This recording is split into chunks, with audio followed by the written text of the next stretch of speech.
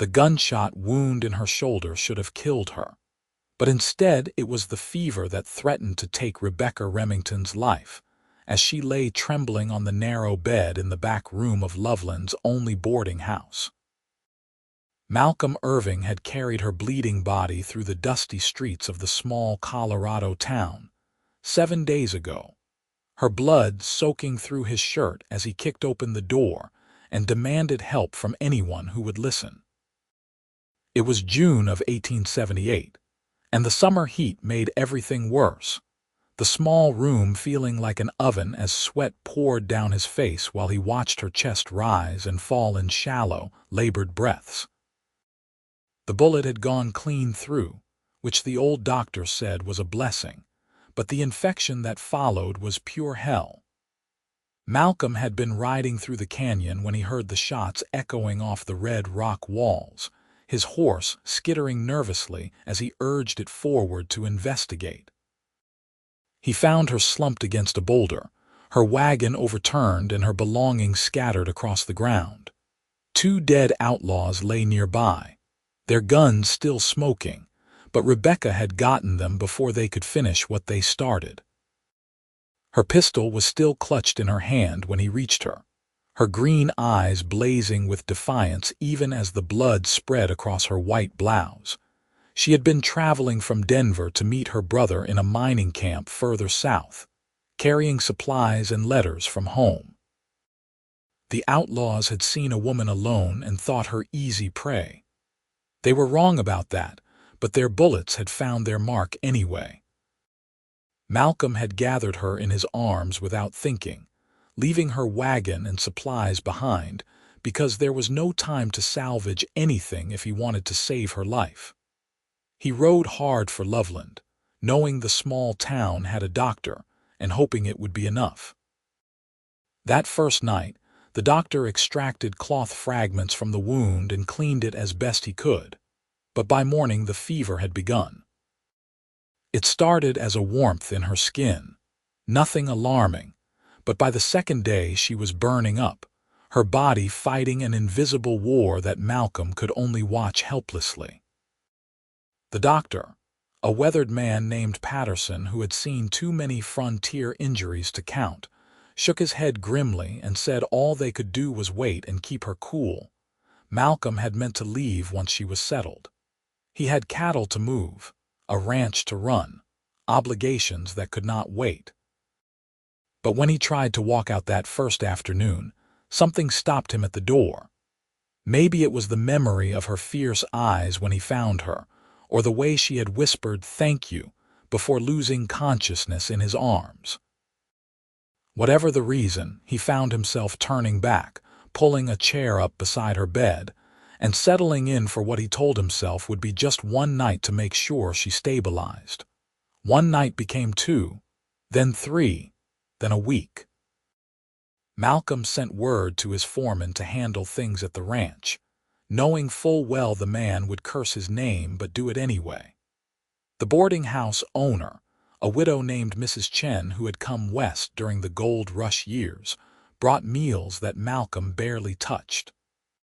He could not eat while Rebecca burned, while her body trembled and shook, while she cried out in delirium, calling for people he did not know and fighting battles he could not see. He learned things about her in those fevered ramblings. She had lost her parents to cholera 3 years back. Her brother was all the family she had left. She loved music and had learned to play the piano as a girl, before the war changed everything, and her family moved west, seeking a fresh start. She was 22 years old, just 2 years younger than Malcolm himself, and she had a stubborn streak that showed even in unconsciousness. Her jaw set firm even when she thrashed and moaned.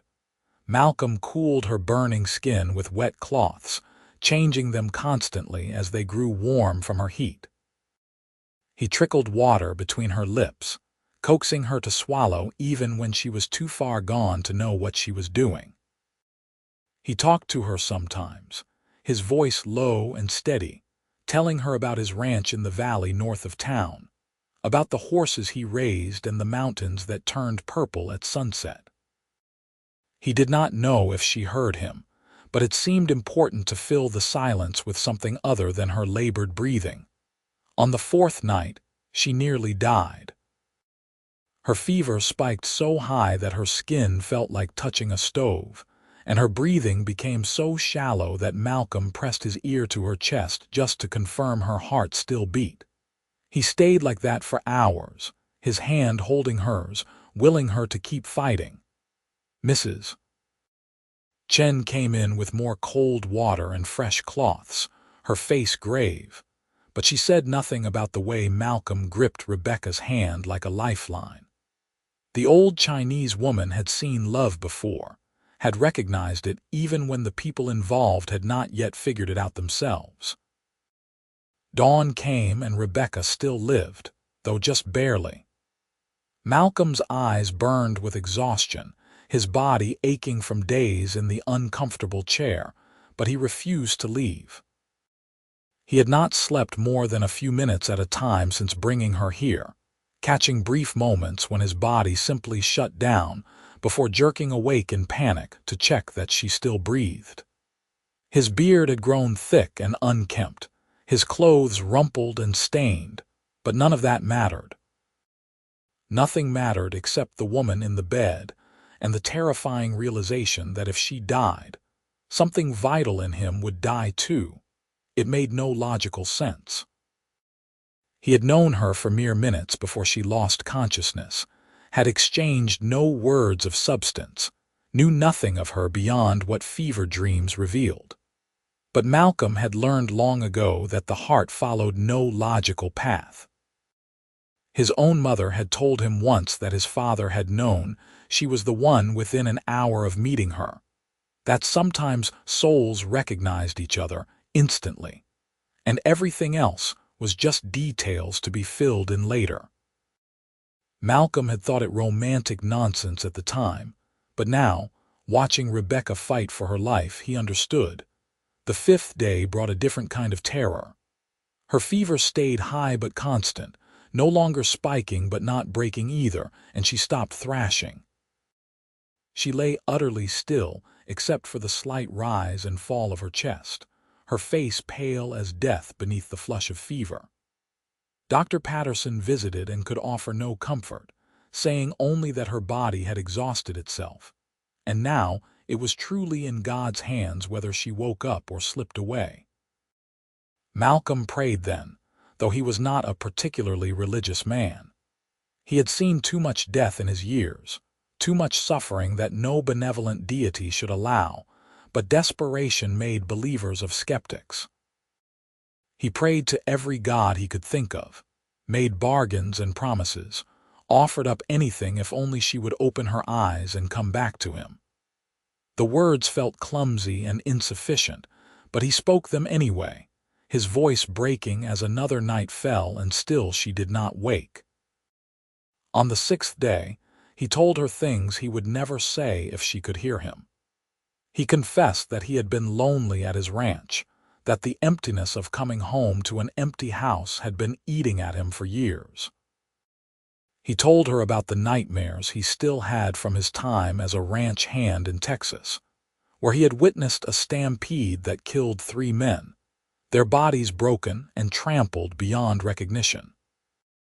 He admitted that he was afraid, that the thought of losing her terrified him in a way that nothing else ever had, because somehow in these terrible days she had become his, and he had become hers, and the universe could not be cruel enough to show him that possibility only to rip it away. Mrs. Chen found him with his head bowed over Rebecca's hand that evening, tears tracking through the dust on his face. The older woman set down her tray and placed a gentle hand on his shoulder, saying nothing but offering what comfort presence alone could give.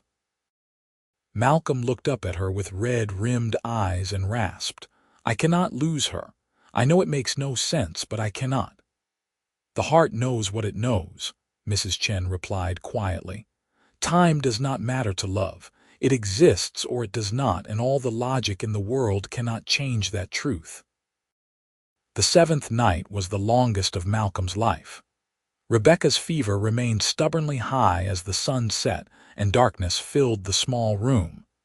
He lit a lamp, the golden light flickering across her face, and resumed his vigil with a weariness that went bone deep.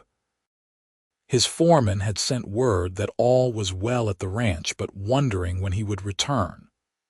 Malcolm sent back a message saying he did not know, that something had come up that required his attention, and to keep handling things as he saw fit. Around midnight, Malcolm found himself talking again, his voice hoarse from disuse and emotion. He told Rebecca about the house he had built on his ranch, how he had designed it with a wide front porch perfect for watching storms roll across the plains. He described the wild roses that grew near the creek, how they bloomed pink and white every spring and filled the air with fragrance. He painted pictures with words of a life he wanted to share with her, a future that existed only in his imagination but felt as real as the rough wood floor beneath his boots. "You have to wake up," he whispered as the hours crept toward dawn. "You have to open those green eyes and tell me I am a fool for thinking we could have something when we do not even know each other. You have to live so I can properly court you, take you to dinners and dances, learn your favorite color and what makes you laugh. You have to live so I can love you the way you deserve to be loved, out loud and in the light, not just in this dark room while you are too sick to know I am here." His words hung in the air unanswered, and Malcolm felt despair settling over him like a heavy blanket. 7 days was too long. Fevers that lasted this long rarely broke, and when they did, they often left the person damaged in mind or body, a shadow of who they had been.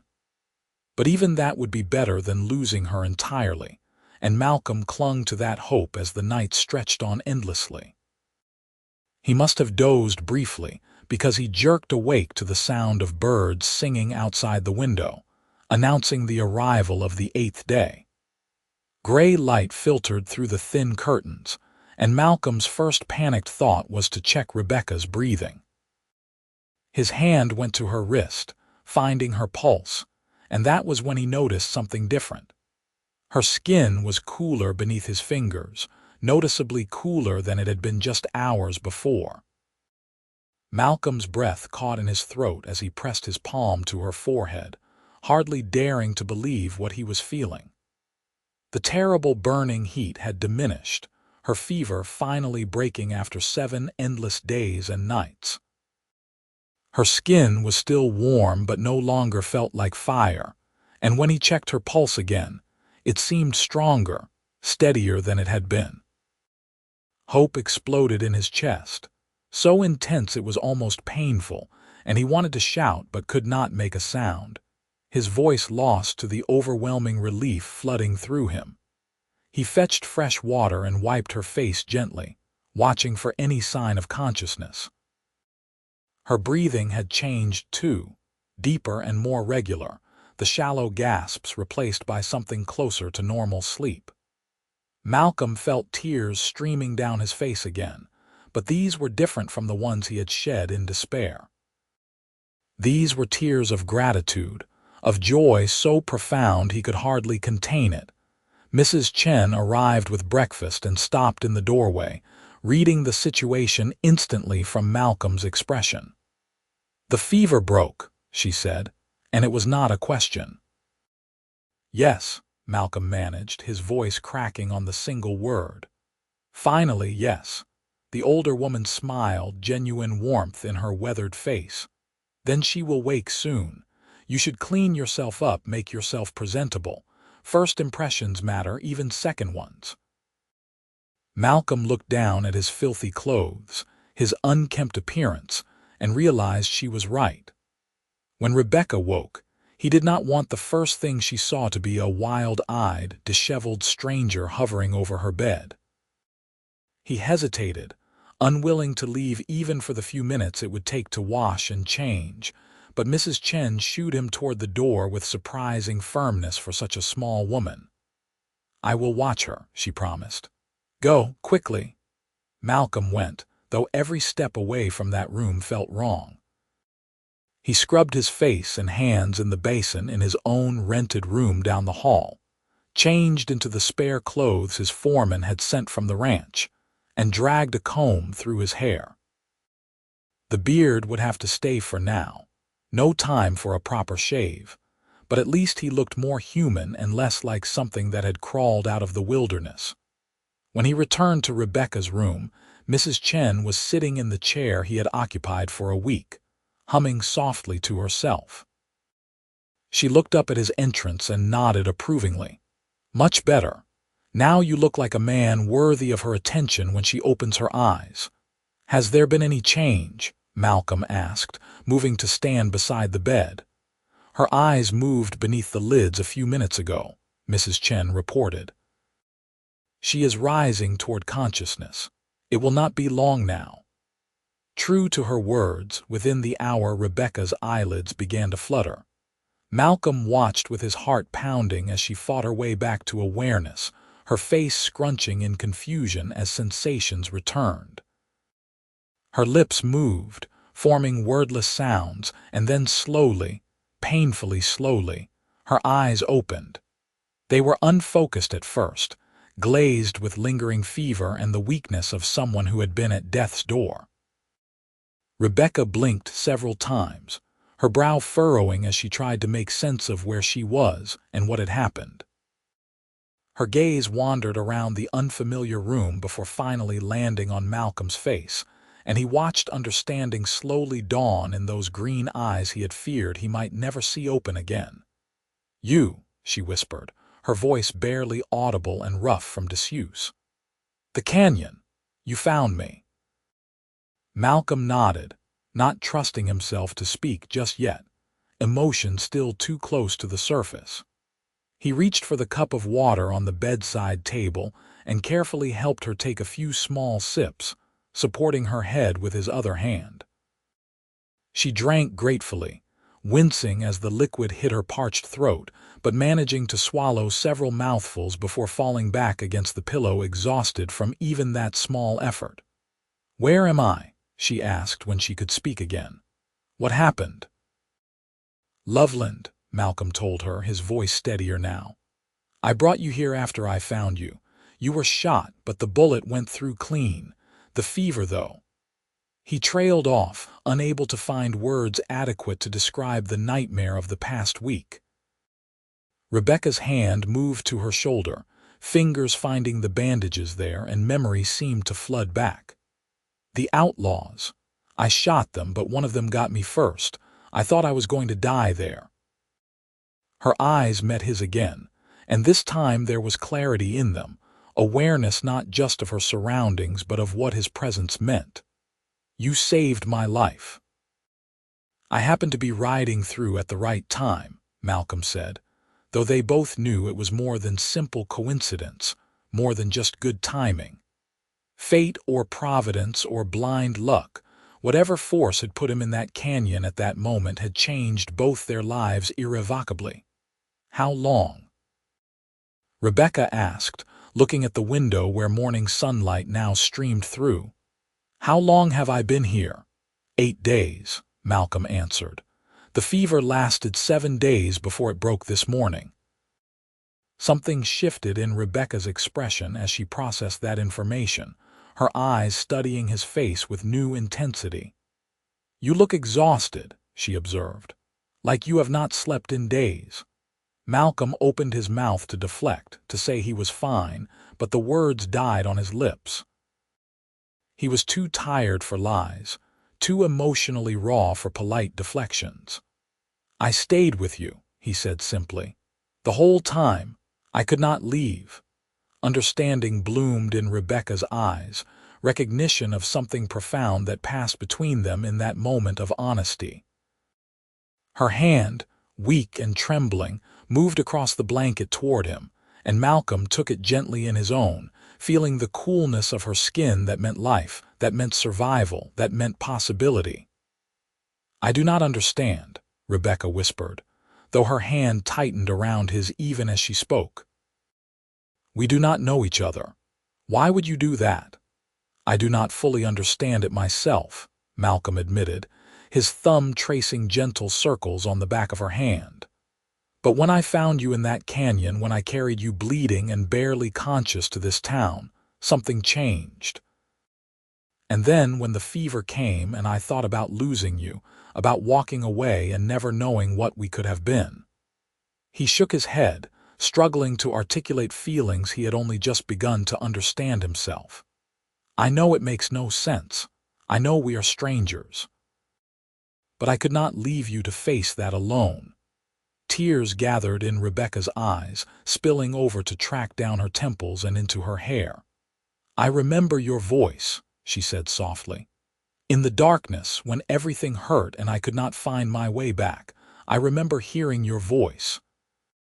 You told me about your ranch, about roses by a creek. I followed that voice like a light in the dark. Malcolm felt his own eyes burning again, moved beyond words by the knowledge that she had heard him, that somehow his presence had mattered even when she was unconscious. I did not know if you could hear me, he said roughly. I just needed you to know you were not alone. They stayed like that for a long moment, hands linked, eyes locked, the weight of everything that had passed between them settling into something solid and real. Mrs. Chen had slipped out at some point, giving them privacy for this moment of awakening to each other. The boarding house was quiet around them, the morning still early enough that most residents were still asleep or just beginning their days. My brother, Rebecca said suddenly, remembering. I was supposed to meet him in Evergreen. He will be worried sick when I do not arrive. I will send a telegram, Malcolm assured her. Today, as soon as the office opens, we will let him know you are safe and recovering. Rebecca relaxed slightly at that promise, though worry still creased her brow. The supplies I was carrying were his, money we had saved, things he needed for his claim. Those outlaws or someone else by now will have taken everything. Things can be replaced, Malcolm said firmly. You cannot. Your brother will understand that. A small smile tugged at Rebecca's lips, the first he had seen from her, and it transformed her face from merely pretty to genuinely beautiful. You sound very certain about what my brother will think, considering you have never met him. I know what I would think if you were my sister, Malcolm countered. I would be grateful beyond measure that someone found you and kept you alive, and I would not give a damn about lost supplies. The smile grew, though Rebecca still looked exhausted, dark circles under her eyes and her skin pale except for the lingering flush in her cheeks. You might be right about that. Robert is protective to the point of being overbearing sometimes. Robert Remington. Malcolm asked, something clicking in his memory. Does he have a claim up near Bear Creek? Rebecca's eyes widened in surprise. Yes, how did you know that? I know Robert, Malcolm said, shaking his head at the small world they lived in.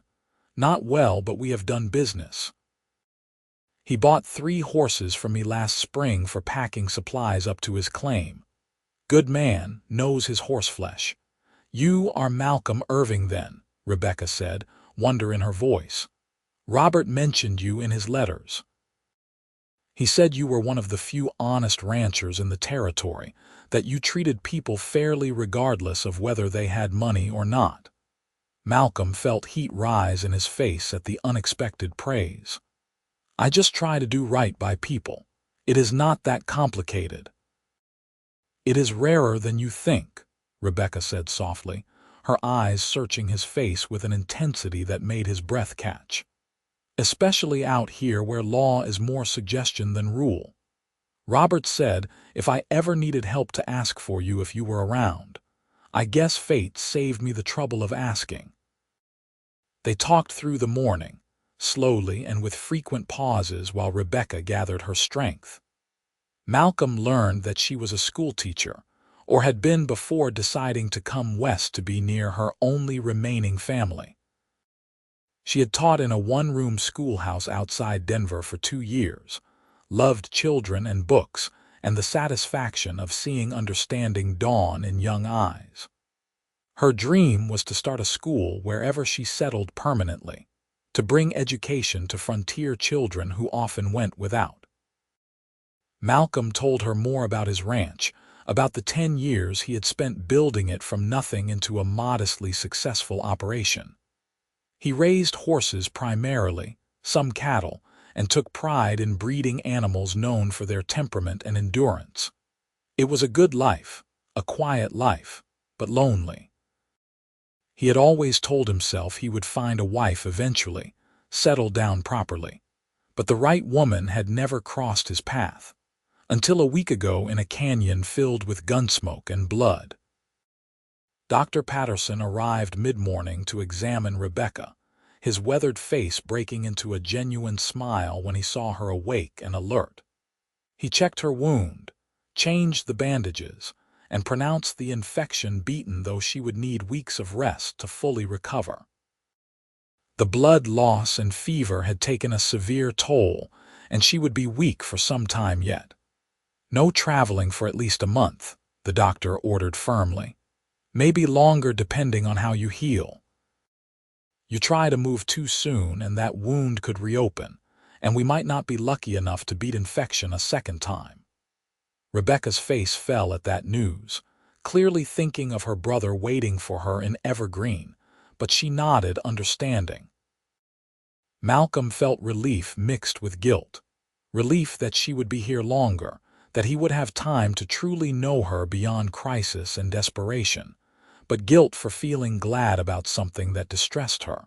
After the doctor left, Malcolm squeezed Rebecca's hand gently. "I will wire your brother today, explain everything. If he wants to come here, if he can leave his claim, I am sure Mrs. Chen would give him a room." "He cannot leave," Rebecca said, frustration evident in her voice. "Not in summer. This is when he needs to work the claim most, while weather is good and the creek is flowing strong. He will want to come, but I will have to tell him to stay." She looked up at Malcolm, vulnerability clear in her eyes. "I am going to be a burden on you and Mrs. Chen, a stranger taking up space and resources for weeks." "You are not a burden," Malcolm said with enough force that Rebecca blinked in surprise. "You are a woman recovering from nearly dying, and anyone who treats that as an inconvenience is not worth knowing. Mrs. Chen already told me she is happy to have you, said the boarding house has been too quiet lately anyway. And as for me," he paused, choosing his words carefully, "I would like to stay in Loveland a while longer if that is acceptable to you. My ranch is only half a day's ride, and my foreman is competent enough to handle things for a few weeks. I would like to get to know you properly, Rebecca Remington, now that you are conscious enough to participate in conversations." A blush colored Rebecca's pale cheeks, and that small smile returned, the one that made Malcolm's heart beat faster. "I would like that too," she admitted quietly.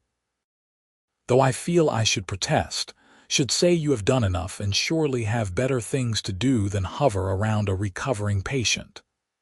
"There is nothing better I could be doing," Malcolm said with absolute honesty. "Nothing in the world."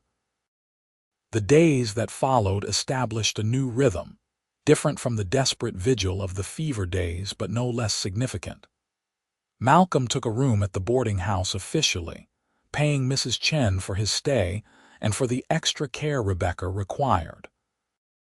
He sent telegrams to both Robert and his own foreman, explaining the situation in terms that were carefully neutral about his growing feelings, though he suspected both men would read between the lines. Robert's response came back within a day, expressing profound gratitude to Malcolm for saving his sister and frustration that he could not come himself. He sent money to cover Rebecca's expenses and asked Malcolm, if he was willing, to look after her until she was well enough to travel. Malcolm assured him that he would, that Rebecca was in good hands, and that there was no rush for repayment. Robert was his friend, and friends helped each other. That was simply how things worked on the frontier where community meant survival, Rebecca improved slowly but steadily. Within 3 days of waking, she could sit up in bed without getting dizzy. Within a week, she could stand and walk a few steps with help, though the effort exhausted her. Malcolm was there for every milestone, offering his arm for support, catching her when her legs trembled and threatened to give out, celebrating each small victory as though she had climbed a mountain. They talked endlessly during those days of slow recovery. Malcolm would sit in the chair beside her bed, the same chair he had occupied during her fever, but now their conversations were light and full of laughter instead of weighted with fear. He learned that Rebecca had a sharp wit and an even sharper mind, that she could quote poetry and calculate sums in her head faster than he could write them down. She was passionate about justice and fairness, had strong opinions about suffrage and education and the treatment of native peoples, and was not afraid to argue her positions even when she knew they were unpopular. Malcolm found himself captivated by her, by the fire in her eyes when she spoke about things that mattered, by the gentle kindness she showed to Mrs. Chen and anyone else who came to visit. The boarding house owner had clearly adopted Rebecca as a temporary daughter, fussing over her meals and making sure she had everything needed for comfort. Other residents stopped by to meet the woman who had survived both bullets and fever, and Rebecca charmed them all with her genuine interest in their lives and stories. 2 weeks after the fever broke, Rebecca was strong enough to leave her room for the first time. Malcolm helped her navigate the narrow stairs down to the main floor, his arm secure around her waist, her weight slight against his side. They made it to the front porch where Mrs. Chen had set up a comfortable chair with cushions, and Rebecca sank into it with a sigh of relief and accomplishment. "I feel like I have run a marathon," she said breathlessly, but her eyes were bright with pleasure. "Who knew stairs could be so challenging?" "You are doing remarkably well considering what you survived," Malcolm assured her, settling into the chair beside hers. The porch overlooked Loveland's main street, and they watched the daily life of the small town unfold before them. Wagons rolled past heading to the general store, children played in the dusty street, men conducted business in front of the bank and saloon. It was peaceful and ordinary, and Rebecca drank it in like someone seeing the world for the first time. "I was so scared," she said quietly after a while, her eyes still on the street but her thoughts clearly turned inward. "In the canyon, after I shot those men, when I realized I was hit. I kept thinking about Robert, about how he would blame himself for asking me to come, for not being there to protect me. I kept thinking about all the things I would never get to do, places I would never see, experiences I would never have."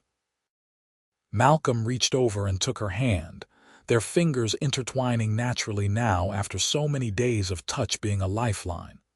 "But you survived," he said gently. "You are here, and you will do all those things." Rebecca turned to look at him, something shifting in her expression, moving from reflection to intention. "I keep trying to understand what happened," she said slowly. "Not the shooting, but after. You staying. I have thought about it from every angle, and I cannot make it make sense in any conventional way." "Maybe it does not need to make sense," Malcolm offered, his thumb tracing patterns on her hand. "Maybe some things just are."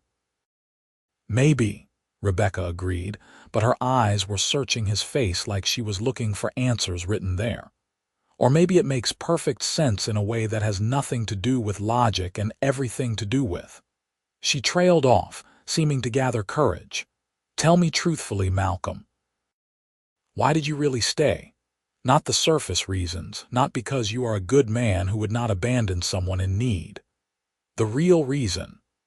Malcolm took a deep breath, knowing this moment had been coming since she woke up, since the first time their eyes met and something electric passed between them. He could deflect, could give her a partial truth and avoid vulnerability. But Rebecca deserved his honesty, deserved to know what had been growing in his heart since the moment he lifted her bleeding body onto his horse. "I stayed because I could not leave you," he said, holding her gaze steady. "Because somewhere between finding you in that canyon and carrying you into this town, you became important to me in a way I cannot fully explain. Because I looked at you, unconscious and dying, and knew with absolute certainty that if I lost you, I would lose something precious before I even had a chance to understand what it was." He paused, watching emotions flicker across her face. "I know how that sounds. I know we are strangers in every practical sense, but my heart does not seem to care about practicalities." Rebecca's eyes had filled with tears, but she was smiling through them, a radiant expression that made Malcolm's breath catch. "I am so glad you said that," she whispered. "Because I have been lying in that bed trying to convince myself that what I feel is just gratitude, just the natural attachment a patient has to the person who saved them. But it is not that, is it?" "No," Malcolm agreed, his voice rough with emotion. "It is not that. It is bigger," Rebecca continued. "It is terrifying and wonderful and completely illogical. It is lying there delirious with fever and hearing your voice, and deciding that voice was worth living for. It is waking up and seeing your face, and knowing that I was supposed to meet you, that those outlaws and that bullet and that fever were all somehow leading me to this porch, to this moment to you." Malcolm leaned forward, cupping her face gently in his free hand, his thumb brushing away the tears on her cheek. "Rebecca Remington," he said softly, "I am going to court you properly. I am going to take my time and do things right because you deserve that. But I need you to know, here and now, that I am already halfway in love with you, and I am fairly certain I will be all the way there before summer is out." "Only halfway?" Rebecca asked, and there was teasing in her voice even as more tears fell. "I think I am farther along than that already." Malcolm laughed, the sound bright with joy, and leaned in to kiss her forehead gently, aware that she was still healing, still fragile despite her improving strength. "Then I will have to catch up," he promised. "Though I warn you, once I commit to something, I am stubborn about seeing it through." "I survived 7 days of fever that should have killed me," Rebecca countered. "I think I can handle your stubbornness." They sat together on that porch until the sun began setting, painting the Colorado sky in shades of orange and purple that seemed impossibly beautiful. Mrs. Chen brought them dinner on trays, taking one look at their joined hands and linked eyes and saying nothing, though her smile spoke volumes. The food was delicious, but Malcolm barely tasted it, too focused on the woman beside him and the future that was suddenly bright with possibility. The weeks that followed were the happiest Malcolm could remember. He split his time between Loveland and his ranch, riding out every few days to check on operations and returning always with a sense of homecoming when he saw Rebecca waiting on the boarding house porch. She grew stronger daily, graduating from walks around the porch to strolls down the street to, eventually, short rides in the wagon Mrs. Chen let them borrow. Malcolm courted Rebecca with an old-fashioned thoroughness that made her blush and laugh in equal measure. He brought her flowers from the meadows outside town, wildflowers in bright colors that she arranged in jars throughout her room.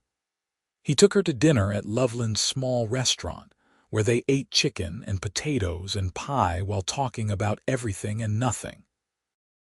He read to her in the evenings, books borrowed from the few households in town wealthy enough to own them, his voice bringing to life stories of adventure and romance and far-off places. But more than any of that, they simply spent time together. They sat on the porch and watched the world go by, comfortable in silence or engaged in conversation as the mood struck. They walked through town, Malcolm's hand always ready to steady her when she tired, Rebecca's observations about the people and buildings making him see his familiar surroundings through new eyes. They learned each other's rhythms and quirks, the small things that made a person unique. Malcolm discovered that Rebecca was not a morning person, that she was grumpy and incoherent until she had coffee and at least 30 minutes to wake up properly. He learned that she had a sweet tooth, particularly for Mrs. Chen's almond cookies, but would deny it while sneaking extras when she thought no one was looking. He found out that she cried at sad stories, even when she knew they were fiction, and that she had a surprisingly bawdy sense of humor that emerged after she felt comfortable with someone. Rebecca learned that Malcolm was meticulous about his appearance in public, but kept his private spaces in organized chaos that made sense only to him. She discovered he had a talent for woodworking, that he carved small animals from scraps of pine when he needed to think, and that his pockets were usually full of wood shavings as a result. She found out that he was generous to a fault, that he would give away his last dollar to someone in need, and that he carried guilt about things he could not have controlled or prevented. They shared their scars, both physical and emotional. Rebecca told him about watching her parents die, about feeling helpless as disease ravaged them while she could do nothing but hold their hands and pray. Malcolm told her about the stampede in Texas, about the nightmares he still had of hooves and dust and screaming, about the survivor's guilt that came from walking away when others did not. They offered each other not solutions, but understanding, the simple grace of being heard and accepted without judgment. 6 weeks after the fever broke, Dr. Patterson examined Rebecca and declared her healed enough to travel if she wished. The wound had closed cleanly, leaving a scar she would carry forever, but no lasting damage to muscle or bone. Her strength had returned, not quite to what it had been before, but close enough that normal activities were possible again. She could, he said, resume her journey to Evergreen whenever she was ready. Malcolm felt his stomach drop when he heard those words, the reality of Rebecca leaving suddenly sharp and painful. They had been living in a bubble, a space outside normal time where nothing existed beyond Loveland and each other. But real life had obligations and responsibilities, and Rebecca had a brother waiting for her, a life she had been building before bullets and fever interrupted. That evening they took a walk outside town to a hill that overlooked the valley. The summer grass was gold in the setting sun, and mountains rose purple in the distance, their peaks still touched with snow that would not melt until July. It was beautiful in the way that only Colorado could be, vast and wild and untamed. Rebecca stood looking at the view, the wind catching her dark hair and whipping it around her face. Malcolm stood behind her, giving her space but close enough that he could feel her presence like warmth from a fire. Neither spoke for a long time, both knowing that the conversation they needed to have was too important to rush. Finally, Rebecca turned to face him, and Malcolm saw in her eyes that she had been wrestling with the same thoughts that tormented him. "Dr. Patterson says I can travel," she said unnecessarily, since they had both been there for his declaration. "Yes," Malcolm agreed, keeping his voice carefully neutral even though his heart was screaming at her to stay. "I should go to Evergreen," Rebecca continued, though her tone suggested she was convincing herself as much as informing him. "Robert is expecting me. He needs the help I can provide, and I promised I would come."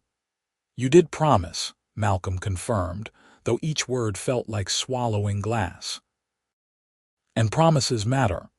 Rebecca's eyes searched his face, frustration creeping into her expression. "You are not making this easier."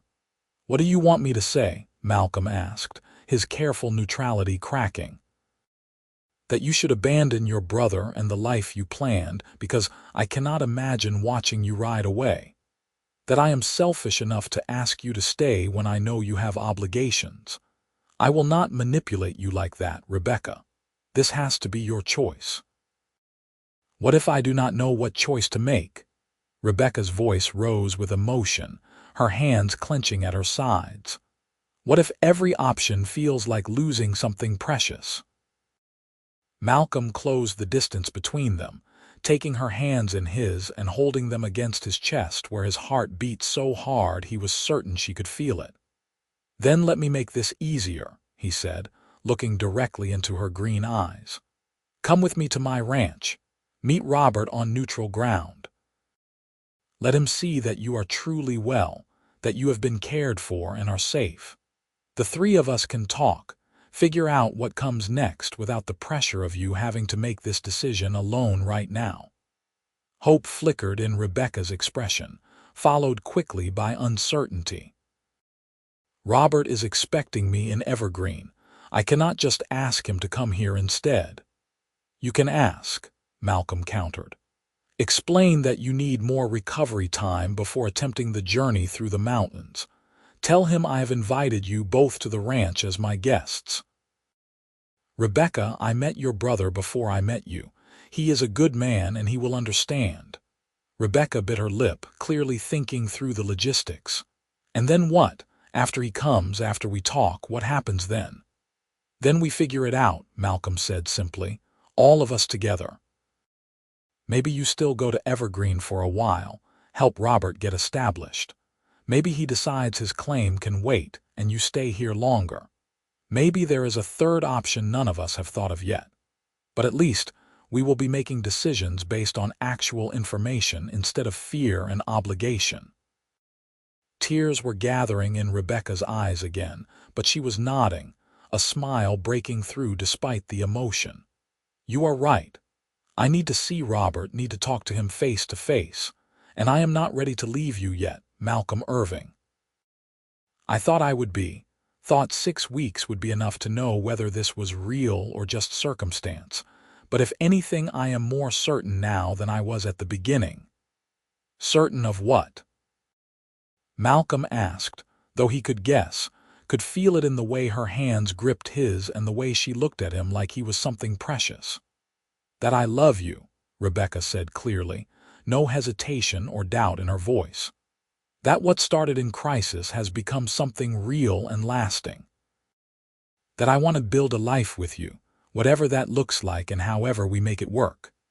Malcolm felt joy explode in his chest, so intense it was almost painful.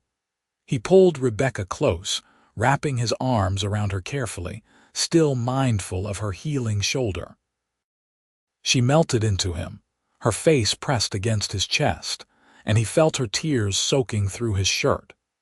His own eyes burned, but he blinked the moisture back, too overwhelmed to do anything but hold her and feel grateful for whatever forces had put him in that canyon 8 weeks ago.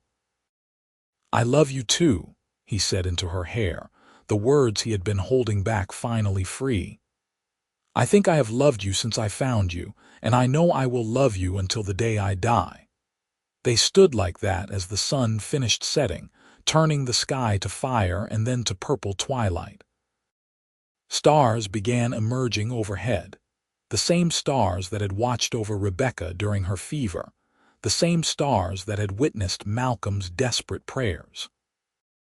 The world continued around them, but in that moment, they were the entire universe, two people who had found each other against impossible odds and decided to hold on. The telegram to Robert was sent the next morning, and his response came back within hours. He would come to Loveland, would arrive within 3 days, and he thanked Malcolm profusely for the invitation and for everything he had done for Rebecca. Malcolm sent a wagon to meet Robert in Denver, where the nearest rail station was located, wanting to ensure his friend had easy transport after the long train journey from his mountain claim. In the 3 days before Robert's arrival, Malcolm took Rebecca to his ranch for the first time. They rode in his wagon, taking the journey slowly so as not to jar her healing shoulder, and talked the entire way about plans and possibilities. The ranch spread across a valley 30 miles north of Loveland, fertile grassland bordered by pine forest and mountains. The house was exactly as Malcolm had described, built of honey-colored wood with a wide porch that wrapped around 3 sides. Rebecca stood looking at it with wonder in her eyes, taking in the barn and corrals, the horses grazing in the pasture, the creek that ran silver through the property. "It is beautiful," she breathed. "You built all this yourself." "With help," Malcolm admitted. "But yes, designed it and did most of the work over 10 years. It has been a good place but lonely. I kept thinking something was missing, but I could never figure out what." Rebecca turned to look at him, and there was understanding in her eyes. "You were missing someone to share it with." "I was missing you," Malcolm corrected gently. "I just did not know it until I found you." He showed her around the property, introducing her to his foreman Jack and the 3 ranch hands who kept things running. They were good men, curious about the woman their boss had been spending weeks courting but polite enough not to pry. Rebecca charmed them within minutes, asking intelligent questions about the horses and operations, showing genuine interest in their answers. The house was neat, but clearly bachelor quarters, functional without being particularly comfortable or attractive. Rebecca walked through it with thoughtful eyes, and Malcolm could see her mentally rearranging and improving, adding touches that would transform the place from house to home. The thought of her making those changes, of her presence being permanently woven into his space, made him happier than he could articulate. That night, they sat on the porch he had built for watching storms, and Rebecca leaned against his shoulder as darkness fell complete. Lightning flickered on the horizon, a summer storm building over the mountains, but it would not reach them tonight. The air smelled like pine and horses and the peculiar sweet scent that came before rain. "I could be happy here," Rebecca said quietly, "but I do not know if that is fair to Robert. He has been alone so long, working that claim by himself, dreaming of the day when we would be together again. How do I tell him that I am choosing a man I have known for 8 weeks over the brother who is my only family?" "You do not have to choose," Malcolm said, though his heart wanted her to choose him unconditionally and immediately. "There are options. Robert could sell his claim, come work for me if he wants. Or he could keep it and we could help him work it during summers, spend winters here where the weather is easier. Or you could split time, some months with him and some with me, until he is established enough to manage alone." Rebecca lifted her head to look at him, surprise clear on her face. "You would do that? Adjust your entire life to accommodate my brother?" "I would do that to accommodate you," Malcolm corrected. "Robert is important to you, which makes him important to me. Family matters, Rebecca. I would never ask you to abandon yours just because you found me." Fresh tears spilled down Rebecca's cheeks, but she was smiling through them. "How are you real?" she whispered. "How did I get lucky enough to find a man who understands that love is not about demanding someone give up pieces of themselves?" "I think we both got lucky," Malcolm said, kissing her forehead gently. "And we are going to have a lifetime to appreciate that luck." Robert Remington arrived 3 days later, and the reunion between siblings was emotional and joyful. He swept Rebecca into a careful hug, mindful of her shoulder, and Malcolm saw tears on the other man's weathered face as he held his sister. When they finally separated, Robert turned to Malcolm and extended his hand, gripping it firmly when Malcolm took it. "I owe you everything," Robert said, his voice thick with emotion. "When Rebecca's telegram came saying she had been shot, that she nearly died, I was preparing to close the claim and come running. But then your messages came, saying she was being cared for, that she was in good hands. You saved her life, Malcolm. There is no way I can ever repay that. You do not owe me anything," Malcolm said firmly. "I did what anyone would do." "Anyone would not have stayed for 7 days while a stranger fought off a fever," Robert countered. "Anyone would not have wired me daily updates to keep me from losing my mind with worry. Anyone would not have courted my sister so properly that even I can have no objections, and I am as protective as they come." Malcolm felt heat rise in his face, aware that Rebecca was watching this exchange with amusement. "Your sister is easy to care about," he said, which was perhaps the understatement of his life. The three of them spent the evening talking, working through the tangle of emotions and obligations that had brought them to this point. Robert was honest about his situation, about how the claim was promising but remote, about how life in the mining camps was rough and not really suitable for Rebecca long term. He had been hoping she could help him for a few months, just until he could hire workers to assist, but he admitted that he had worried about asking her to give up teaching and civilized life for the isolation of the mountains. Rebecca explained what had grown between her and Malcolm, speaking frankly about falling in love and wanting to stay in Loveland. Robert listened without interrupting, his eyes moving between his sister and Malcolm, reading all the things that were not being said in the way they looked at each other and unconsciously leaned close. When Rebecca finished, Robert was quiet for a long moment before speaking. "I would be lying if I said I was not disappointed," he admitted. "I have been alone up there for 2 years, dreaming of having family close again. But I would be a terrible brother if I could not see that you have found something rare here, something worth holding on to."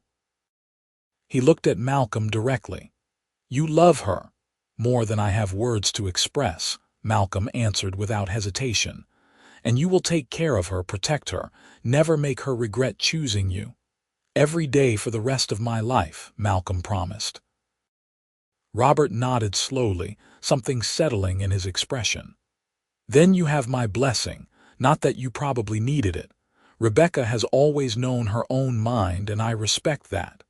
He smiled, though it was tinged with sadness.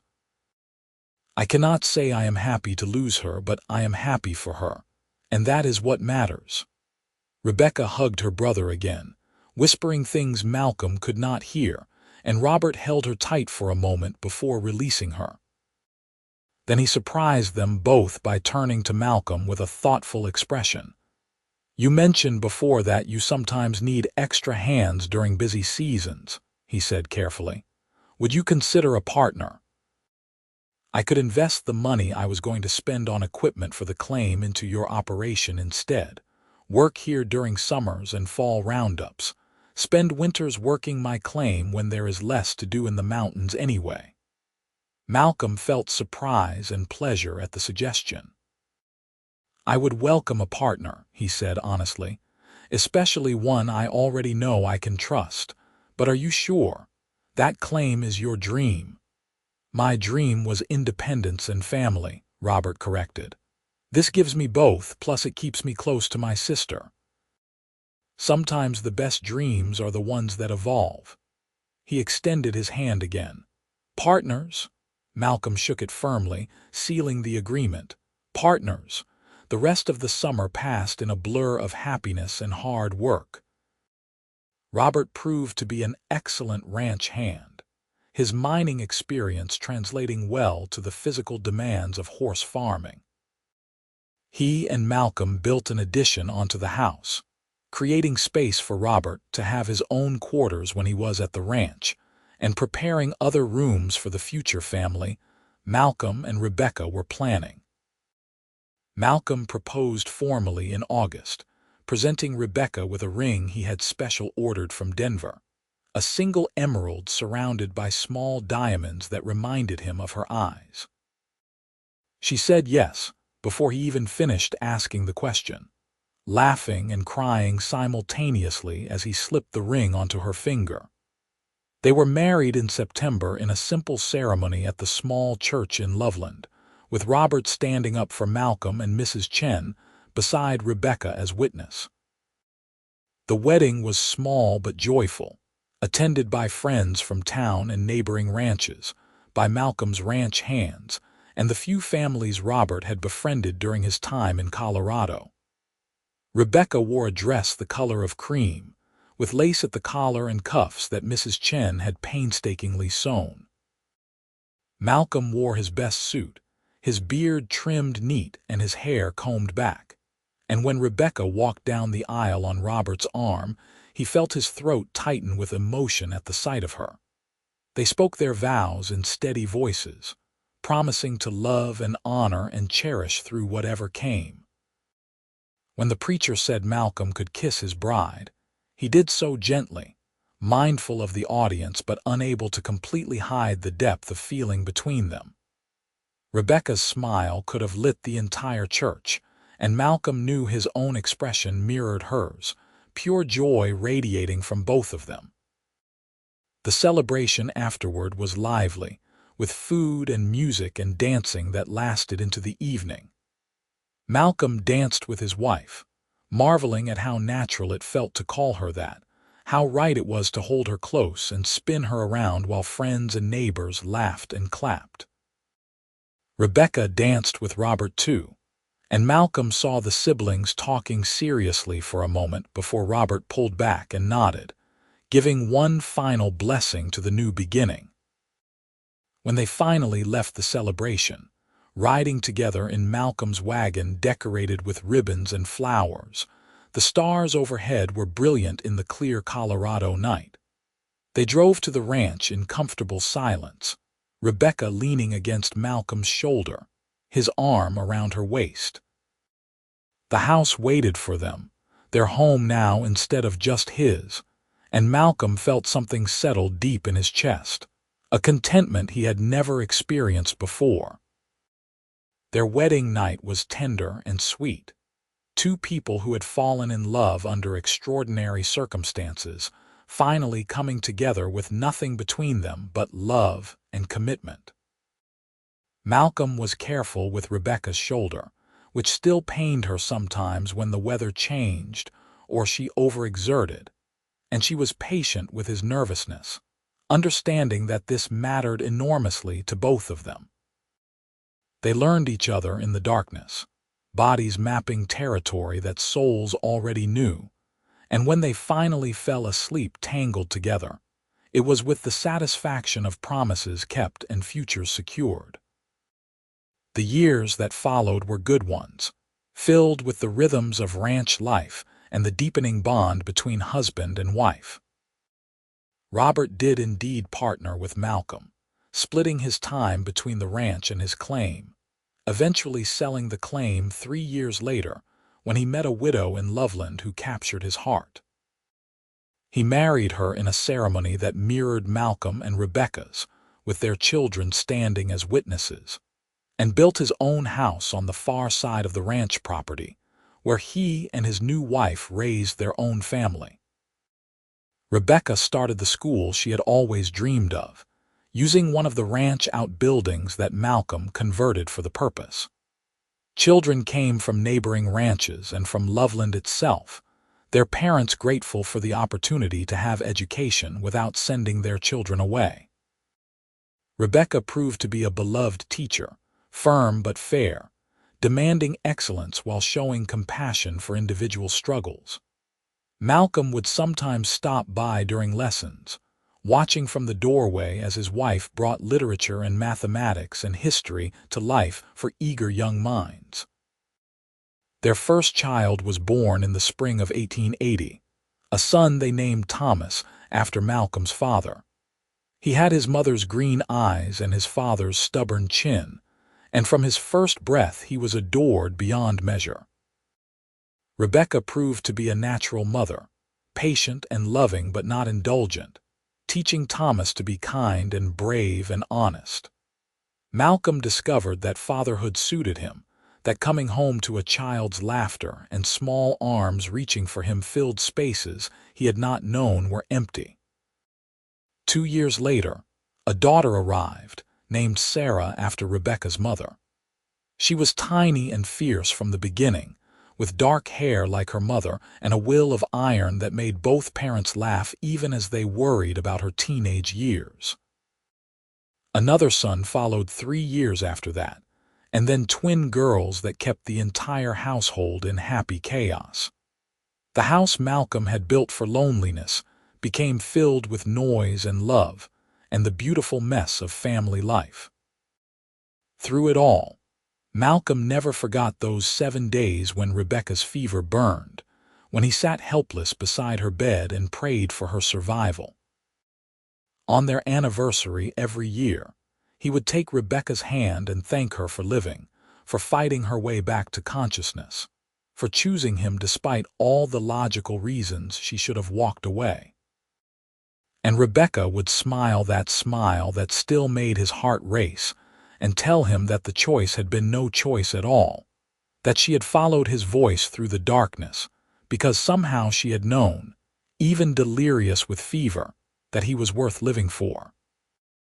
They grew old together on that ranch in the Colorado Valley, watching their children grow and have children of their own, building a legacy that extended far beyond the land and animals. They became pillars of the Loveland community, respected for their fairness and generosity, known for their love story that people still talked about decades later. The woman who survived bullets and fever, the cowboy who refused to leave her side, the love that grew from crisis into something enduring and true.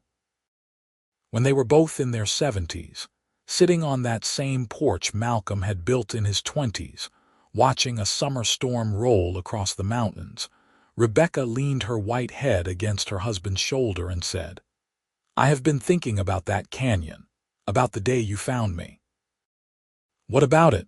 Malcolm asked, his voice rougher with age but still strong, his arm automatically going around her shoulders. "I think about how easily I could have died there," Rebecca said quietly. "If you had been 5 minutes later or ridden a different path, or decided investigating gunshots was too dangerous. All the small choices that led to you being there at exactly the right moment. Fate," Malcolm said simply, "or providence, or luck. Whatever you want to call it, I am grateful for it every day." "So am I," Rebecca agreed, lifting her head to kiss his weathered cheek. "I got to live an entire life because you stayed awake through my fever. I got 50 years of love and family and happiness, all because a cowboy I did not know decided I was worth saving." "You were always worth saving," Malcolm corrected gently. "I just got lucky enough to be the one who found you." They sat together as the storm arrived, rain drumming on the porch roof, lightning illuminating the valley in brilliant flashes. The house behind them was full of visiting grandchildren, their laughter and noise audible even through the walls. 3 generations of family built on the foundation of a love story that started with gunshots and fever, and a stranger who refused to give up. Rebecca's fever had burned for 7 days with no breaking, and Malcolm had stayed awake through all of it, his vigil born of a love he did not yet understand, but could feel with every fiber of his being. When the fever finally broke on that 8th morning, it marked not just her return to health, but the true beginning of their life together. A life neither could have imagined when fate brought them together in a canyon full of blood and smoke. They lived for many more years after that conversation on the porch, their love deepening even as their bodies aged. When Malcolm finally passed peacefully in his sleep at age 82, Rebecca held his hand and whispered thanks for every day they had shared. She followed him 2 years later, her children and grandchildren gathered around her bed, and her last words were about the cowboy who had saved her life by refusing to let her face the darkness alone. They were buried side by side on a hill overlooking the ranch, their graves marked with simple stones that bore their names and dates and a single line that told their story. He stayed awake until her fever broke, and she loved him every day after. It was not fancy or elaborate, But it was true, and in the end, truth was all that mattered. Two people who found each other against impossible odds and chose each other every day afterward, building a life of love and family, and enduring happiness on the Colorado frontier, where anything seemed possible if you were brave enough to believe.